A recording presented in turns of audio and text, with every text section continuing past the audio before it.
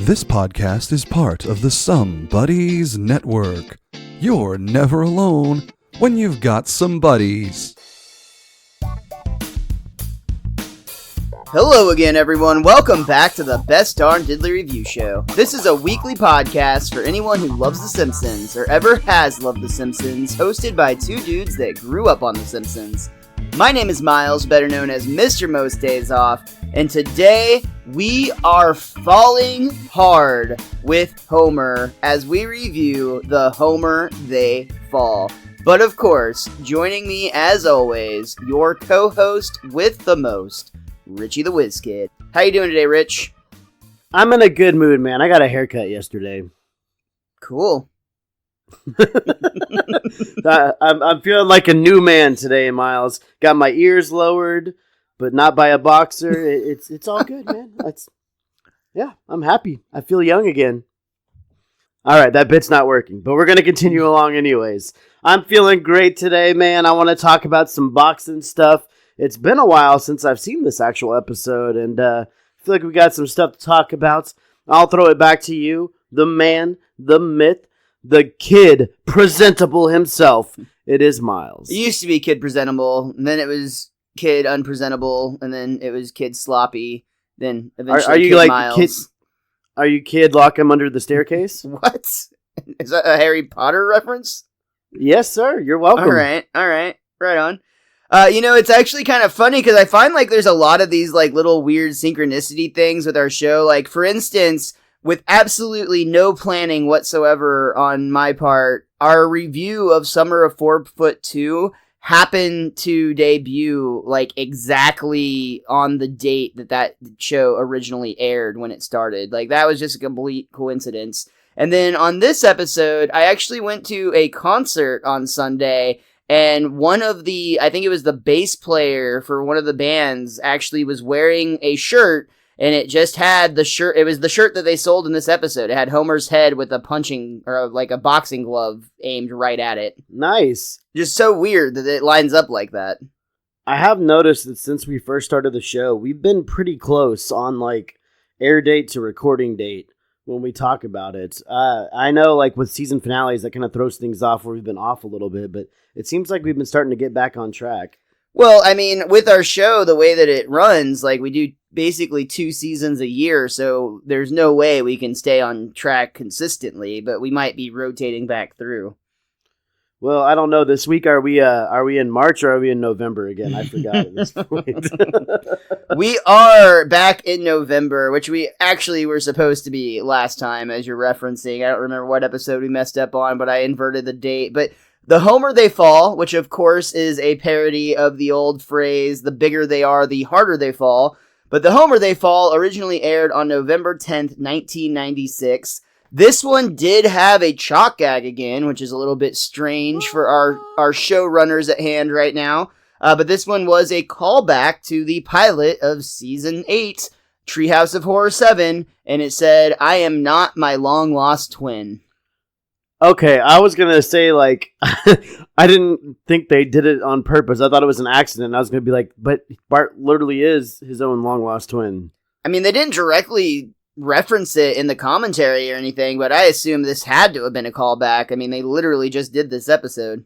Yeah, with Bill and Josh, it has to be. Like, they're too smart to not know what they're doing. I don't think this was just a happy coincidence, but maybe. Either way, the couch gag was definitely new. It had the Simpsons all dressed in their best Western gear, dashing into a desert backgrounded living room, essentially. It was their couch, but like in the middle of the desert. And when they all took their places upon the cushions, the couch actually started bucking, much like it was a bull.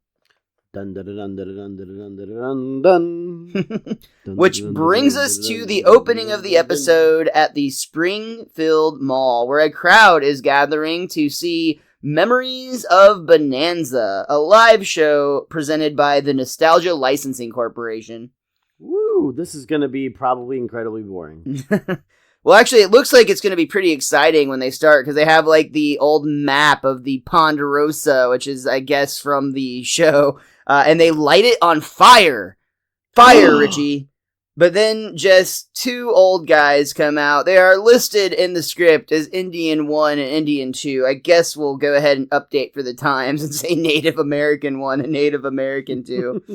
Thank you. I just wish Ben and Haas and Little Joe and Hopsing and Sheriff Roy and all your favorites could be alive today to see this wonderful turnout. You know, on the series, we were always trying to kill the Cartwrights. Boo. But it looks like Father Time took care of that for us, right? Crickets. Am I right, folks?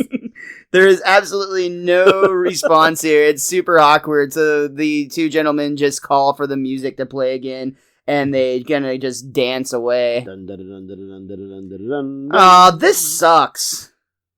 Weren't there 3 Indians last year? So the Simpsons decide to go walking around the mall instead, and they come across the miscellaneous store, which gets Homer very excited. I'm not gonna lie, when they first went into this store, I thought I was watching the wrong episode. I thought I was actually watching Homer's Phobia, and I was like, I'm just gonna see how this plays out for a few minutes, because they walk into a store of random crap in that episode too. Yeah, I think that's how they actually meet John, if I remember correctly. Yeah. But this is the correct episode. They are, in fact, just making fun of the fact that at this time, a lot of stores like Sharper Image were becoming very, very popular. And basically, they just were laughing at the idea of these stores that literally existed to sell you junk that you don't need, even though it is the best ever junk you don't need. Look, Miles, they opened a high-tech gadget store. Marge loves high-tech gadget. No, I don't. Like bull, you don't. Come on. And they actually, drag Marge in. She's complaining, Homer, please, you're hurting my arm. No, I'm not. I'll also point out that in the background, there's a couple of funny stores. One of them was One Size Fits All Lingerie. Ugh. Ooh. And then the other one was an old-time ice cream parlor featuring 5,600 flavors. Oh, my God. Where do they fit them all, is what I'd like to know. On one cone, Miles. Bart is very excited because he found a space-age toothbrush, and he's actually using it, demoing it in the store, which is disturbing on its own. And it becomes even more disturbing when Lisa points out that that's not a toothbrush, that's an electric nostril groomer. Oh, and even so, you're still trying that in the store? Right, yeah, either way, the fact that you put it in your mouth is definitely gross, no matter how you look at it. This is Springfield. You know some dummies went in there and used that thing. Marge kind of calls out the idea that this store is ridiculous in its own very special way. Night vision goggles, a bathroom scale from a Soviet sub, a suede briefcase case. Anyone who needs this kind of status symbol must have some terrible emotional problems. Marge, look! The world's best jacket! If I had this, it would show everybody. Show everybody! And this is where we cut to a scene that has the comic book guy a little bit out of his element because he's used to being behind the counter, but here he is actually the customer attempting to return a belt. Yes, finally, I would like to return your quote-unquote ultimate belt. I see. Do you have a receipt, quote-unquote, sir? No, I do not have a receipt. I won it as a door prize at the Star Trek convention, although I find their choice of prize highly illogical as the average Trekker has no use for a medium-sized belt. Whoa, a fat sarcastic Star Trek fan. You must be a devil with the ladies. Hey, that's, Gee, I hate to let you down, Casanova, but, no receipt, no return. And just then, Bart sees an opportunity. I'll give you $4 for it. Very well, I must hurry back to my comic book store where I dispense the insults rather than absorb them. I actually really like this scene a lot, and it's made even more fun when you realize that sarcastic salesperson and comic book guy are both voiced by Hank Azaria. So this is another classic example of Hank having a conversation with himself and making it absolutely hilarious. It's like you feel both bad and like he deserves this. Yeah, it's and it makes you feel bad about yourself. It's totally justified. Like, absolutely, this is what karma is. But yeah, especially when he kind of has that like depressed sigh at the end where he's like, I guess I'll get back to dispensing the insults back at my store. But that line alone also makes you be like, no, he really does have this coming. Either way, it works out well for Bart, because for only $4, he's able to find the belt that God would wear if he wore pants.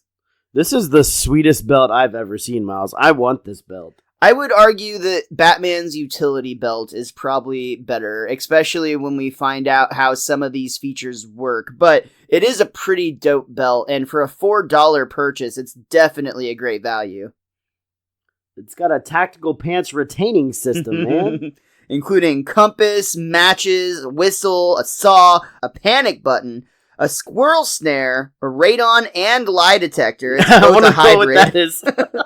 A sphygmomanometer. Not sure what that is. Sphygmomanometer? And cute turn signals.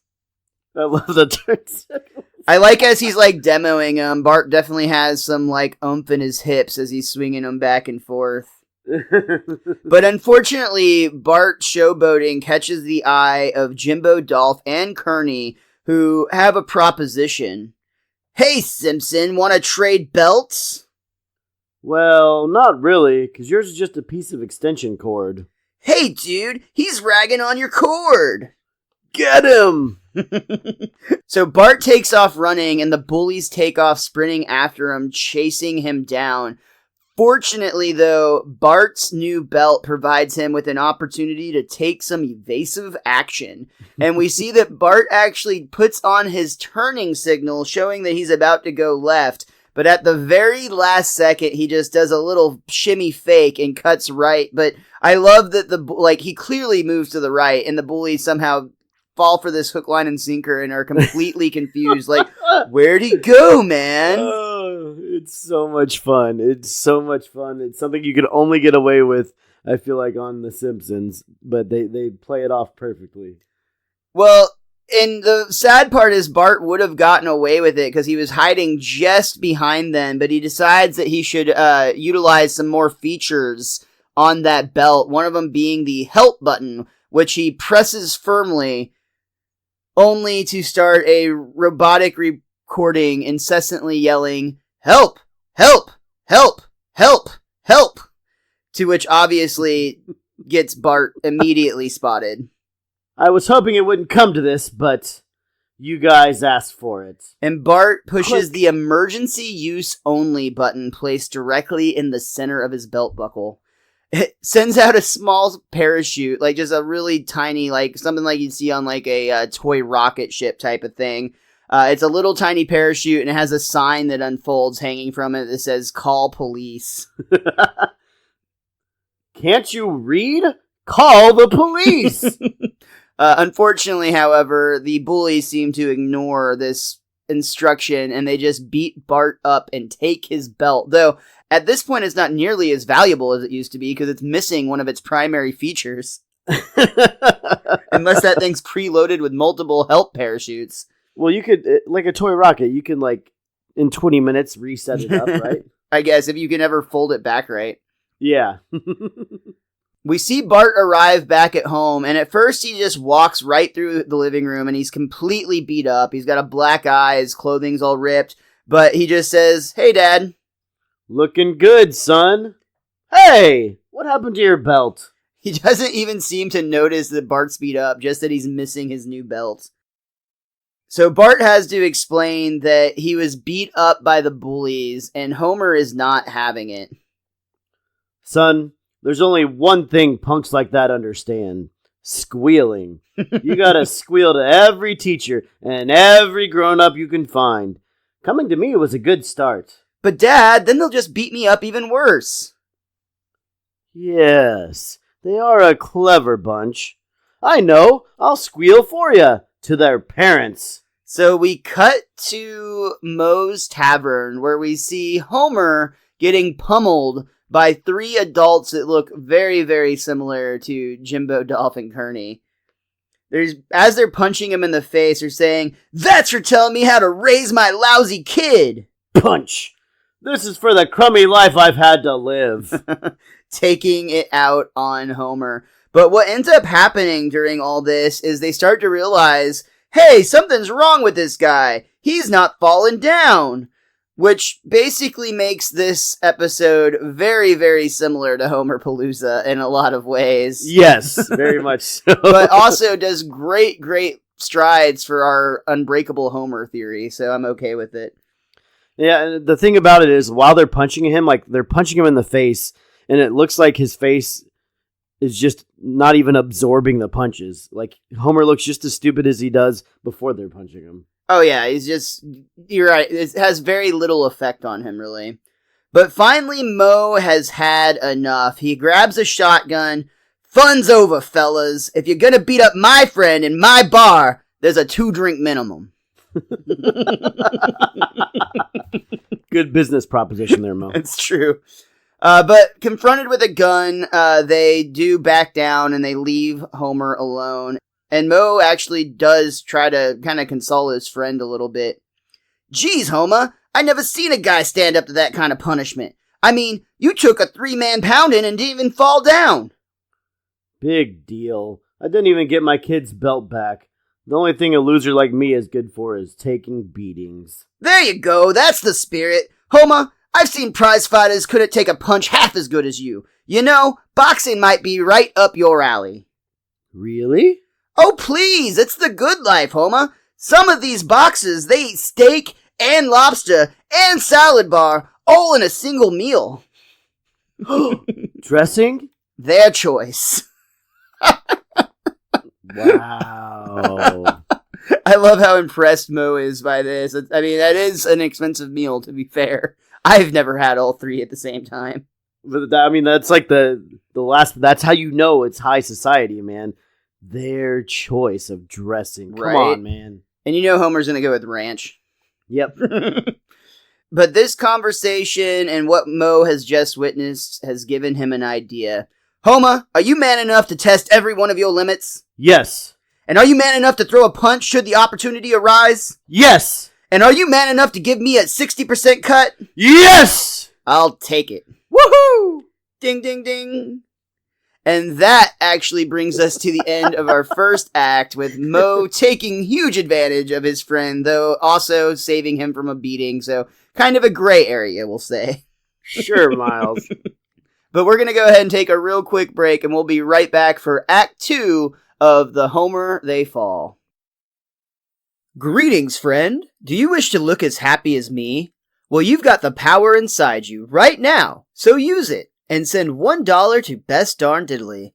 You can find us on Patreon.com or donate to us directly on PayPal at bestdarndiddly@gmail.com.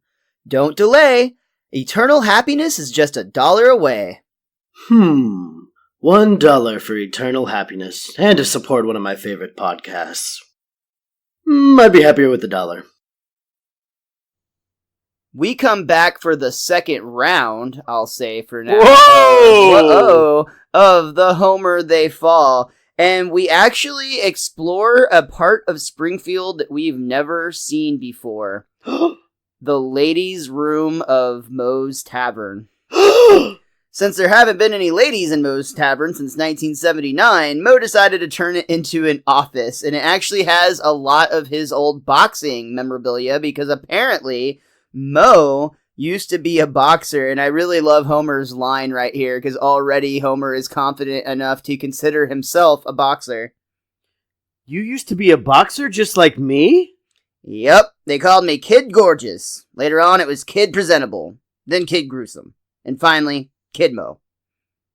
Hey, what's this? This is the grossest joke in the episode by far, because Homer actually picks up a dirty, rusty old bucket. Ah, that's my old spit bucket. Yeah, I've been meaning to empty that out. Oh, it's like the easiest thing to clean, too. Oh, that's gross. So gross. But then Homer finds a picture that he's even more impressed with because he sees Moe standing to a large black man with lots of bling and crazy hair. You know Lucius Sweet? He's one of the biggest names in boxing. He's exactly as rich and as famous as Don King, and he looks just like him, too. So there's a lot of unpacking here, but this character, Lucius Sweet, actually, the role was very much modeled after Don King. So much so that the animation department got the note that Lucius Fox is a Don King type who looks and talks exactly like Don King. That was the notes that they received for the character. And the voice of the character was actually originally offered to Don King himself, but apparently you can make a lot more money exploiting young athletes instead of appearing on cartoon shows. Moe goes on to explain, "Yeah, that was my manager. Back when I was gorgeous, everybody wanted a piece of me, but somehow I just never made it to the big time." Why not? "'Cause I got knocked out 40 times in a row. That plus politics. You know it's all politics." Lousy Democrats! We cut back to the Simpsons breakfast table where we see the family is now discussing Homer's latest life dream, if you will. "Homer, all of the crazy ideas you've had, this one ranks somewhere in the middle. Before you even consider this, I insist you consult a doctor." It's a great Marge line. That is a really good Marge line. This is exactly average for you. Yeah, well, I mean, because if you say this is the worst idea you've ever had, like, how many sitcoms do that on repeat all the time? And yet again, such a simple little line, but they make it funny, and they give Marge a funny line. I love that.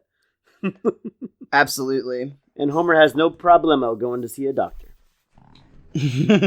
He very much, like, quickly, almost too nonchalantly, gives Marge a little peck on the cheek and nonchalantly walks away. Marge screaming out, "A competent doctor! Go!" Homer ends up going to Dr. Hibbert to get a checkup.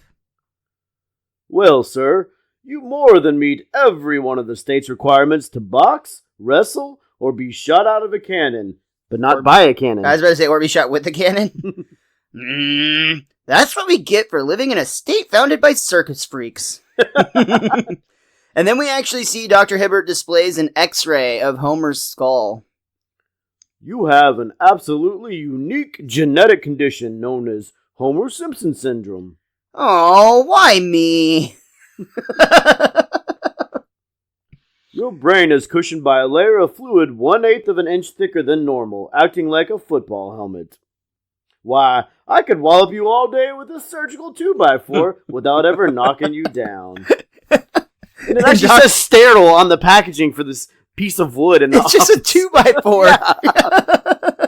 But then Dr. Hibbert, like, kind of like he's tapping the board, and you can tell he's very much considering giving Homer a walloping just because he can. But then he looks at his watch. "But I have other appointments."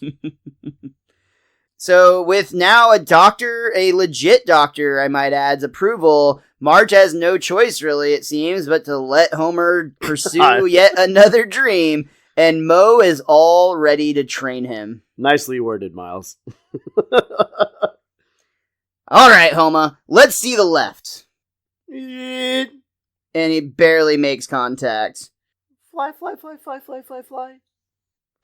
So it actually is such a weak punch that when Homer punches the pad that had the fly on it, the fly just flies away completely unharmed.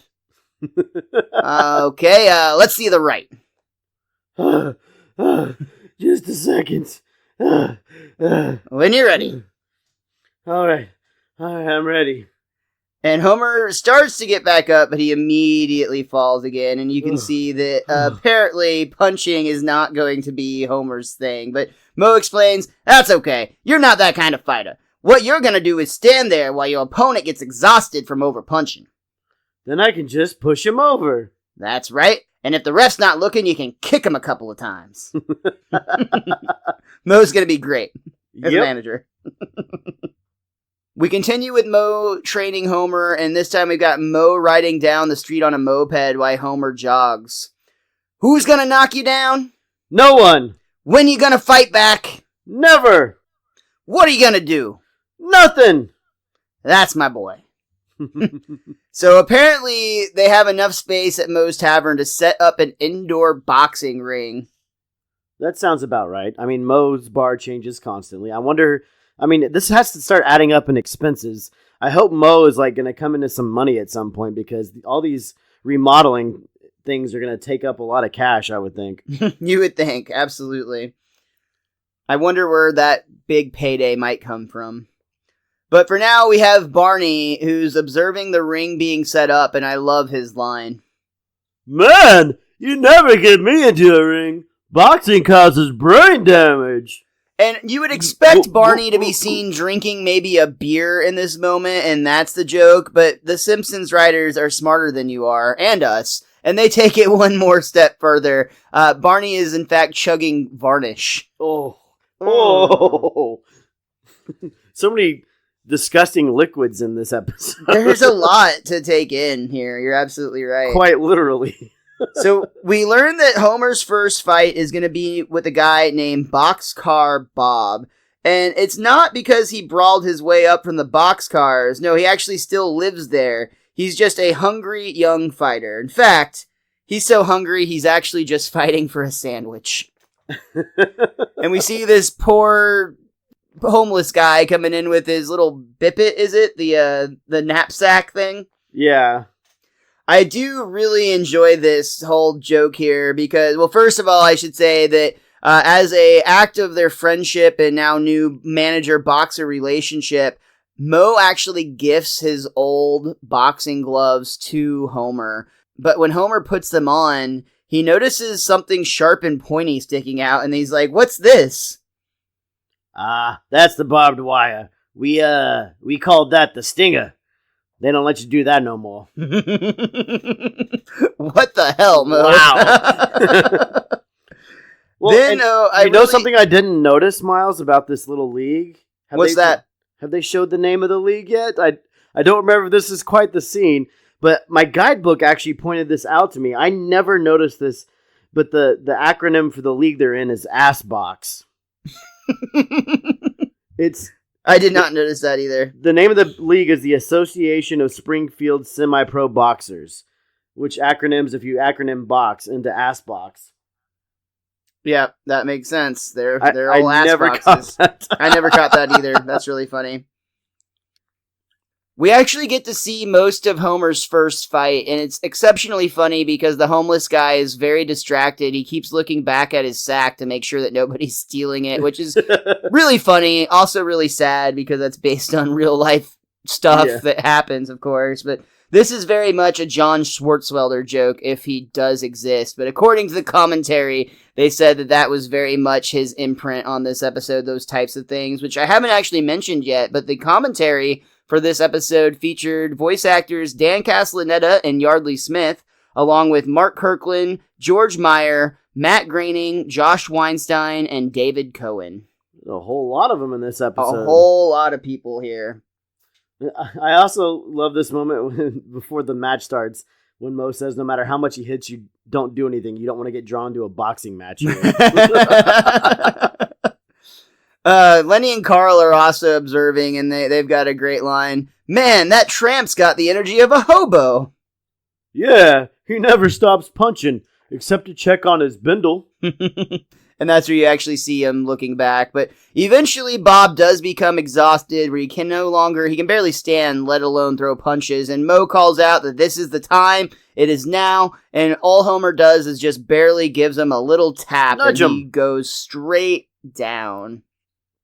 Well, Homer won his first match, Miles, which is much better than other first-time boxers like Kevin James and Here Comes the Boom. I think that was an MMA movie, not a boxing movie. Idiot. Yeah. I actually really do like that movie, though. That's a whole different thing we can talk about another time. Because that movie is, in my opinion, underrated. Underrated, but full of plot holes, but it's just a fun. crowd pleaser. Yeah, it's enjoyable. Either way, though, this next sequence is also enjoyable because we actually get a montage, which is perfect for a boxing movie, of course. This very much is an homage to the movie Raging Bull. One thing, they were slightly disappointed that they didn't get the Italian music that they had hoped for, but they still feel like the Raging Bull parallels came across pretty clearly. That's one of the few classic movies that I've never seen before, so I never realized that. It's a pretty cool boxing movie. I saw it years and years ago, so it's been a long time since I've caught it. 'Cause you're old! Wait, I'm older than you. And it seems like things are going pretty well as Homer moves up the ranks of the Ass Box, was it? The Ass Box League? We see his name being slowly raised up the board, and then finally we cut to Mo, who seems to be pretty happy. He's sitting in his office, and he actually gets a cigar from the for-your courtesy dispenser, because remember, it was originally a bathroom. Where's the money from this league coming from, by the way? Because all these people fighting Homer are poor, so I feel like Mo would be the one putting up the money for this. 60% of nothing, yeah. Unless people are paying to come in and watch this. But just then, somebody from Mo's past enters Mo's office. Hello, Mo. Delightful to see you again. Lucius, hey, what's a glitterati like you doing in my dump? I thought you were managing the champ. Yes, managing Dredrick has been my highest priority, even though he is temporarily incarcerated for pushing his mother down the stairs. Yikes. But with his impending release, I've been strategizing for his glorious return to the shores of Fistiana. What? His comeback fight. You know, boxing. And at this point, Mo realizes what's happening here, and he actually drops his cigar dumbfounded. Wasn't the pushing down the stairs a reference to Mike Tyson? I don't know if Mike Tyson actually pushed down his mother down the stairs or not. I know there are a lot of references to Mike Tyson, and Dedrick Tatum is very much based on Mike Tyson. I don't know if that specific event is a parallel, but basically what ends up happening is Lucius tells Mo that he just needs a boxer not to win, but to last 3 rounds with the champ. And Mo says that he thinks that Homer can do it, even though you can tell he's very much doing it for the money and not for the fact that he thinks his friend can survive this. He's selling out. I'll go ahead and point out real quick that the character of Lucius Sweet was actually played by the actor Paul Winfield. And in 1995, Paul Winfield actually played Don King in the television movie Tyson, which was a biographical picture about Mike Tyson at the time. It's not very highly rated, which makes me think that it's probably not the most accurate of portrayals, but it makes me wonder if The Simpsons didn't see that movie, see him play Don King, and when they couldn't get Don King, they went to a guy that's already played him. If you can't get the actual guy, get the actual guy that plays him. Right, that's kind of what I'm thinking, which is a funny way to put it, but yeah, 100%.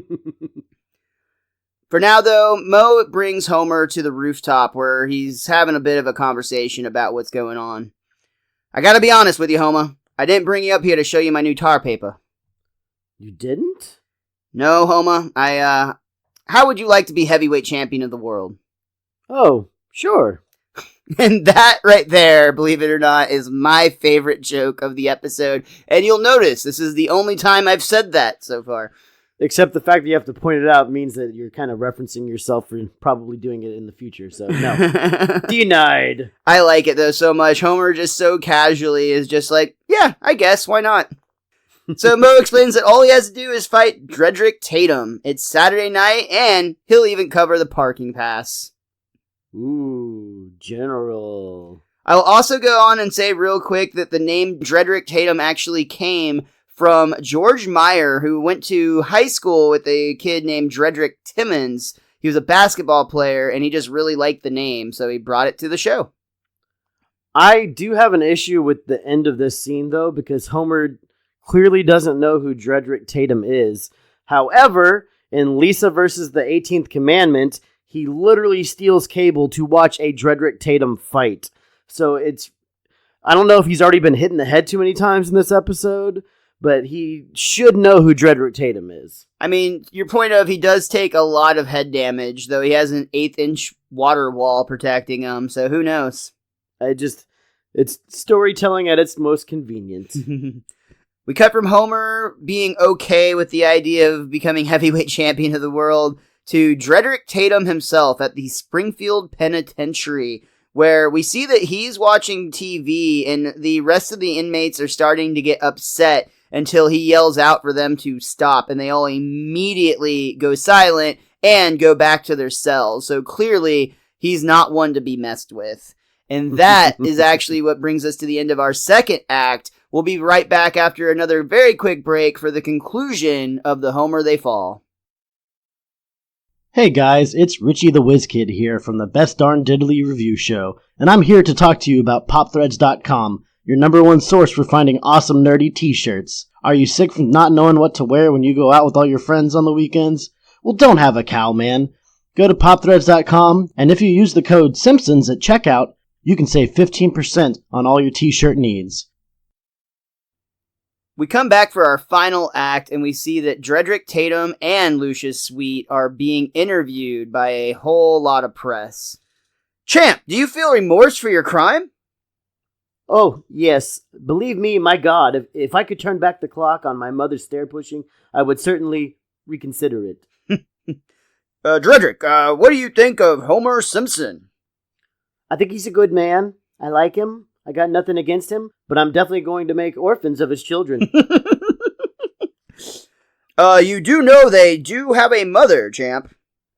Yes, but I would imagine that she would die of grief. Thank you, but the Champ has no time to further queries. This parole hearing is over. Aww. I wanted to know what it was like in prison. So, real quick, couple of things. First of all, we already said that Dredrick Tatum is absolutely a parody of Mike Tyson, if you couldn't tell by Richie's wonderful impersonation there. But also, another fun fact about Dredrick is he foreshadowed some of these events, specifically him being in prison, I guess you might say, because back in the episode Flaming Moe's, Tatum actually says the line, "Springfield, that town is a dump. If you ever see me back there, you'll know I really bleeped up bad." And clearly he did, because he ended up back in Springfield Penitentiary. Oh, I thought it was just because Tyson was in prison around that time. I think that it was probably just unrelated and happened to go that way, but I just think it's funny that that was something that he had previously said. See, I thought everything in this little interview was directly referencing something that actually did happen at the time with Mike Tyson. I thought he did threaten to make orphans out of somebody's kids, and he was back in prison somewhere in the vicinity. I honestly don't know. I just think it's funny that Dredrick basically stated that if you ever see him back, he will have messed up. And if he was in prison, clearly he had messed up. It's almost like the showrunners are fans of The Simpsons. So unfortunately for Homer, the rest of the family finds out about the fight from the television, and Marge is clearly upset about it. Homer, why are they saying you're going to fight Dredrick Tatum? I was going to surprise you, but happy anniversary, baby! Well, there was also a newspaper article that said the newspaper article headline says, "Champ to whale on local whale." So this actually causes a bit of a fight between Homer and Marge, but Homer explains that, look, I can make a fortune in just one night. They could have things like a snooty butler and carpeted car points, those blue cupcakes they sell sometimes. But you'll get killed! Marge is, of course, protesting, but Homer is pretty much keeping to it. He really wants to have things like plug-in room deodorizers and front and rear spoilers for the car. He cuts her off. He's like, let me finish. Let me paint the good life for you. Lisa's also not on board. She points out that the odds against her father winning are at least 1,000 to 1. Whoa, I don't think it's that unlikely. Well, those are actually the odds they're giving you in Vegas. All right, I think we've heard just enough from Mr. Newspaper today. Later on, we actually see an image of Dredrick Tatum on the TV screen behind bars. Society put away Dredrick Tatum for his brutal crime, but he's paid his debt, and now he's going to get revenge on Homer Simpson. It's actually an image of Homer just blankly staring as he gets punched in the face and his head explodes. And we see the title of this fight, Tatum versus Simpson, Payback, even though they've never fought before. Abe and Bart are actually really excited together, which is funny. Yay! Woohoo! Abe's pointing out to Maggie, that's your daddy. I have some issues with Abe in this episode, and I'll save them for the end, but yeah, I'm just going to throw that out there right now. I actually have a fun fact to talk about with Abe as well, but I guess we'll save that for the end too, if you want to. Yeah, we'll pencil that for now and foreshadow something ourselves. Ooh. For now, it's actually time for the night of the big fight, and we show up at Springfield Coliseum, which is a much bigger venue than we've seen Homer previously fight. There are actually people selling t-shirts that have Homer's face with a boxing glove pointed at them, not looking so hot for Homer in this moment. Bart has some great advice for him, though. Just make sure you get punched an even number of times. That way you don't end up with amnesia. That I love that line. Yeah, in every sitcom-y scenario where someone gets amnesia, it's because they hit their head too hard. But when they get hit later in the episode, they get their memory back. Yeah, it's pretty sure that's how that works in real life as well. That's science right there. How do you argue with science? I love that line with Bart. We actually see that Moe is very nervously pacing, smoking cigarettes one after another right outside the locker room, and Marge actually catches up with him. Moe, I'm so glad I found you. Please promise me you won't let Homer get hurt. Hey, I'm not the villain here, okay? If Homer gets killed in the ring tonight, it'll be because of your negative attitude. There, I said it. So defensive. Very defensive. But Marge does make Moe promise that if Homer's in danger, he will throw the towel that's draped over his shoulder into that ring and stop the fight. But unfortunately, Moe actually throws that towel away in the trash can. Slow-mo. Yeah, and it's kind of a very sad moment because it really is. It feels very much like a betrayal of Moe's friendship to Homer. I mean, he's really putting his friend in a lot of danger at this point. And a betrayal to Marge at this point. Yeah, that's true. We have a very special guest joining The Simpsons. They have Michael Buffer, who is most famous for the phrase, "Let's get ready to rumble!" He is Miles definitely probably hates that line. He is the announcer for this boxing match. I thought it was pretty cool, though, that they got such a famous voice. Oh, yeah. Absolutely. Celebrities at ringside tonight, star of the McBain action films and feature player in Hollywood prostitution scandal, Rainier Wolfcastle. TV anchorman and Springfield institution, Mr. Kent Brockman. Boo! Chuck. This just in, go to hell. Everyone's hitting him with all sorts of litter. And finally, from the world of organized crime, say hello to Anthony Fat Tony D'Amico. I like that they announce him from the organized crime world. That's really funny. I'm just upset because, like, Fat Tony doesn't say anything. He just smiles. And, like, as an adult, I'm like, oh, they couldn't afford to get him in. There's one more special feature for the night. The ruiner of events worldwide. Title fights, Super Bowls, and the Nixon funeral. Ladies and gentlemen, the Fan Man.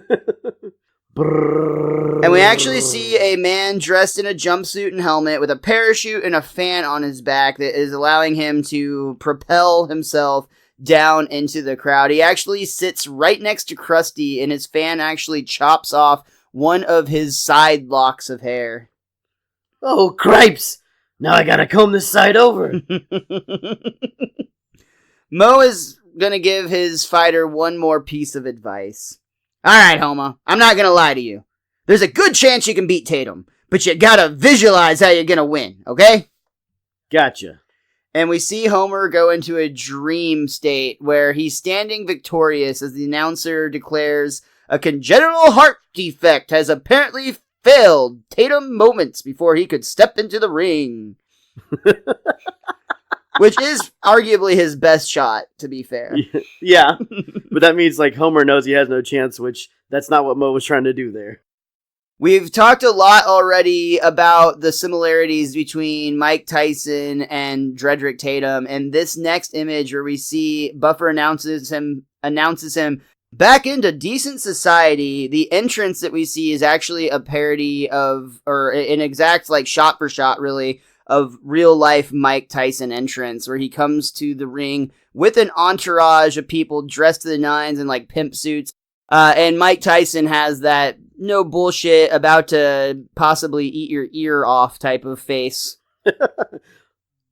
I am so hungry right now. Sounds like Woody Allen more than Mike Tyson.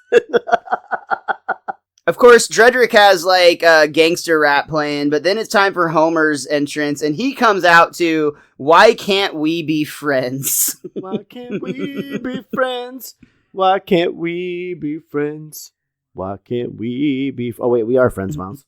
Lucius is a little worried. He tells Mo his guy looks a little soft, but Mo assures him he's going to get his 3 rounds. Stupendous! Because if he goes down before that bell rings, your future's going with him. Okie dokie. Future's down the crapper. Gotcha. And another line that I'll admit I really enjoyed. Due to popular demand, we will forego our national anthem. Yay! Again, this is in the mid-90s, people. Like, mid-90s. And we are off to the races. Ding, ding, ding. And the fight begins. And right off the bat, it is ugly. Homer is just taking brutal punch after brutal punch after brutal punch, never easing up. And it looks, and even more so sounds, absolutely devastating. Yeah. Great visual gag where we cut to the nosebleeds, row ZZ specifically, where Bart and Lisa are barely able to see from around a pillar as they're not too worried because from that distance, they can't even tell their dad and Dredrick Tatum apart, which is funny. And then to make it even better, Marge actually pokes out from behind the pillar. You couldn't see her at all. What? Wait, what am I missing? What? I love that visual gag. Tatum is having his way with Homer to the point where he can completely showboat. He's posing and winding up, and Mo looks so scared and makes matters worse when he peeks at the clock and only 6 seconds have passed. Oh, God.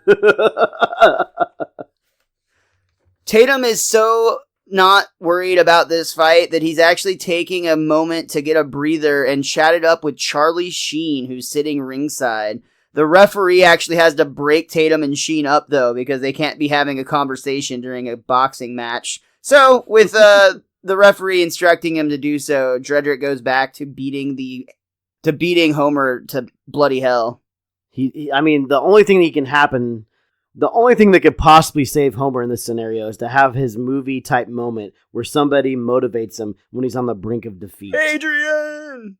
Or, in this case, Marge. Though Marge is not really that interested in getting Homer to win nearly as much as just wanting him to survive. But she does point out, even though Homer can barely even make out the wad of hair sticking up from the crowd, that he can recognize that somebody is telling him that Dredrick Tatum is not going to get tired, and he's gonna have to hit him back. Hit him back!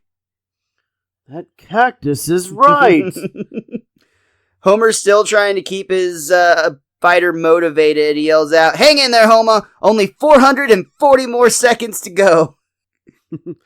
No, he's gonna get killed! Finally, Mo literally can't bear to watch, and he actually just runs away, leaving Homer there to take that pounding. And everybody wants to see Homer die. Literally Like, everybody, because even Marge yells out, "Somebody stop the fight! Where's the doctor?" And Dr. Nick is ringside. Kill him! Kill him!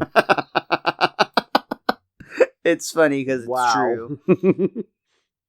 It looks like Homer is about to take all that he can, and Tatum's winding up for one final punch.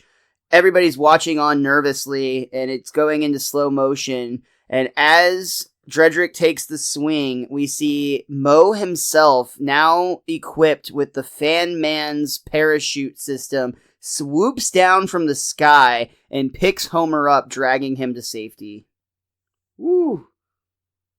Oh my god! Simpsons manager has flown into the ring and is airlifting him out. Ladies and gentlemen, whatever dignity remained in boxing is literally flying out of the window.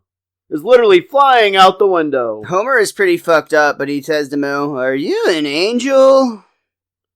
Yes, Homer, I'm an angel. All us angels wear Ferris slacks. "But you stopped the fight. Won't everyone be mad at you?" Let him be mad. The only thing that matters to me is you're safe. And at that moment, he clunks Homer's head on one of the beams, the support beams in the rafters. Doh! Sorry. So Mo flies his friend to safety. He takes him out to the parking lot and leaves him out there, where we see Lucius is absolutely pissed, but Tatum is actually kind of moved. Homer, your manager obviously loves you very much. Lucius, would you do that for me?" God, you sound like Michael Jackson. I did do Michael Jackson there, didn't I?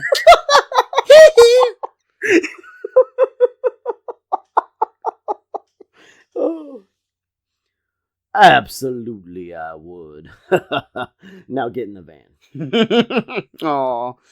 So Lucius is mad. He couldn't get one lousy round out of Mo, but it's okay because apparently being a loser also comes with a check for $100,000. I don't need your stinking money. Though he Fold. does very carefully fold it as he places it in his pocket. And efficiently. The fan thing actually upset a lot of Simpsons fans because they found it to be a little bit too convenient. Though the Simpsons staff point out that this is in fact based on a real life event. Because you see, there's a man by the name James Miller, also known as James the Fan Man Miller, and during a boxing match in November of 1993 between Riddick Bowe and Evander Holyfield, he actually was seen flying around the building, but then during the middle of the 7th round, he entered a hole in the roof and he actually came down ringside. He ended up bouncing off of the ring ropes and landed on the outside of the ring, not the inside of the ring, where he was very quickly handled by a lot of the people that had accompanied the fighters to the ring. The dude got beat the fuck up, actually. It's pretty gruesome. I mean, honestly, he had no business being there. You can't really blame him. It's very similar in wrestling. The wrestlers, if a fan jumps in the ring, they go into defense mode and they will waffle stomp you. And heel, face, whatever, they're all going to be after the guy who's not supposed to be there. But that sounds horrific, man. Like, oh my gosh. Yeah, but I mean, wouldn't it be equally terrifying if you're a professional athlete, you're 100% focused on your opponent, and then suddenly out of nowhere, some crazy-ass stuntman comes flying in, like, on top of your head? All right. Spoiler alert here. I'm going to tie this into something real quick. So if you haven't seen Avengers Endgame, it's been out long enough, you non-nerd. It's probably on Blu-ray by the time this is dropped. But I would, this is how I'd assume that Falcon taking over for Cap would go.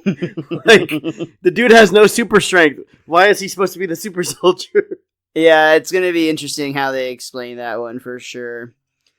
But, of course, it's time for our Simpsons reset, and this time it's a pretty simple one. We just got to get Homer home, really. So, Homer can't remember where he parked, but it's okay because Marge is there and says, you know what, we can just wait till everyone else leaves.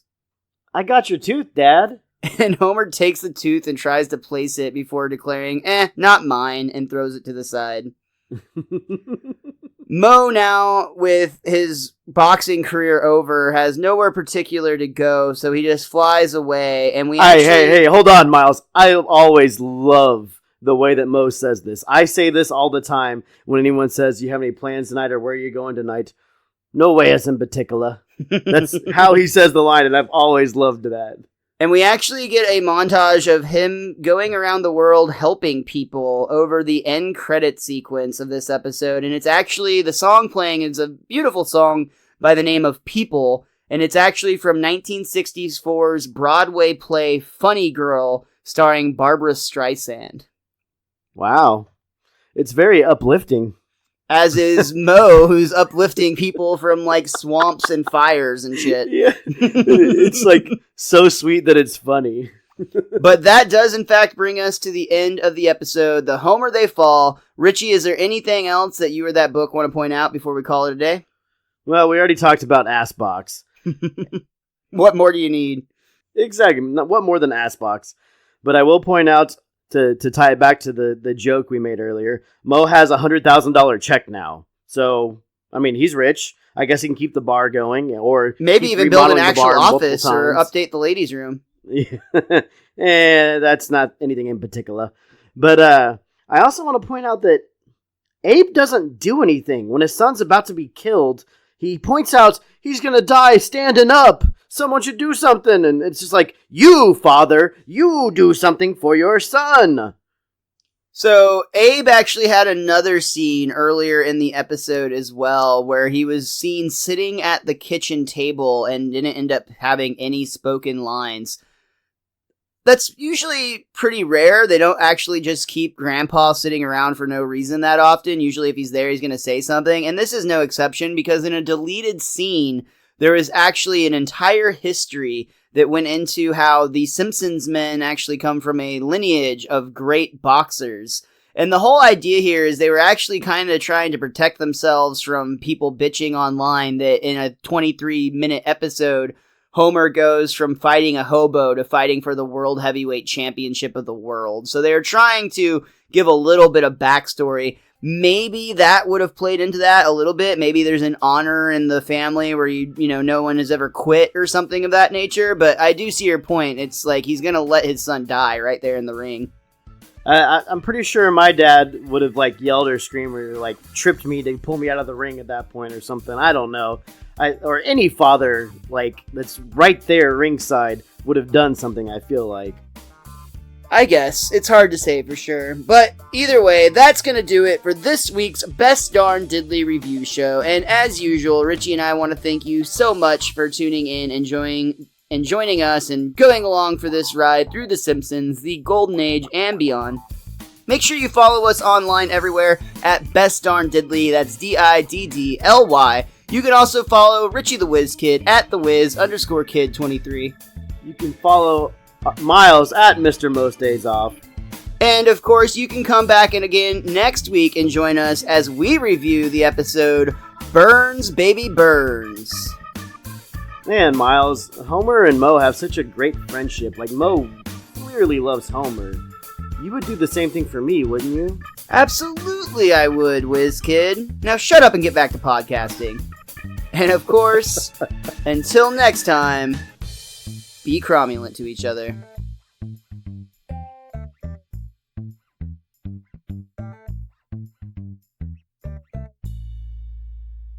Every year, new TV shows get canceled. Some make it an entire season, and some don't even make it that far. I'm Ed, host of Unaired, where each week we review a show that was canceled with episodes left unaired, then pitch our ideas for what could have been future episodes of those shows.